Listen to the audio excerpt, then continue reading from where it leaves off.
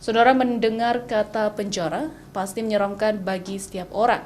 Namun di Aceh ada lembaga permasyarakatan khusus anak yang ramah pendidikan dan memiliki suasana nyaman layaknya di rumah sendiri.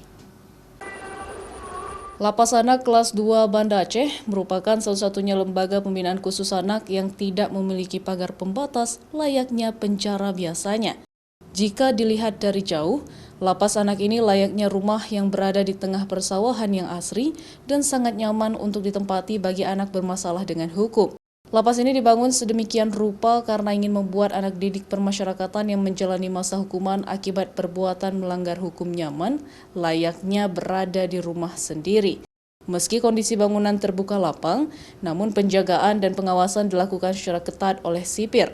Sedikitnya ada 26 anak yang berada di lapas ini. Mereka berasal dari beberapa kabupaten kota se-Aceh. Setiap harinya, mereka rutin menjalani kegiatan bak pendidikan yang ada di pesantren. Selain pendidikan agama, mereka juga diajarkan pendidikan keterampilan untuk mengasah kemampuan mereka pasca bebas dari tahanan. Seperti pembuatan mebel, melakukan servis telepon genggam, belajar mencukur rambut, tata boga, dan bentuk keterampilan lainnya. Selain itu, mereka juga diajarkan kegiatan berkesenian seperti menari, rutin berolahraga, dan rajin beribadah.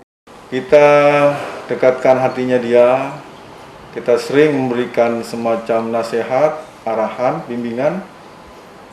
Alhamdulillah, anak-anak patuh dan taat. Sampai saat ini kita belum mengalami hal-hal yang sangat-sangat besar sekali, yaitu misalkan pelarian. Para sipir yang bertugas layaknya orang tua, mereka mengasuh anak-anak yang bermasalah dengan hukum ini tidak menggunakan kekerasan.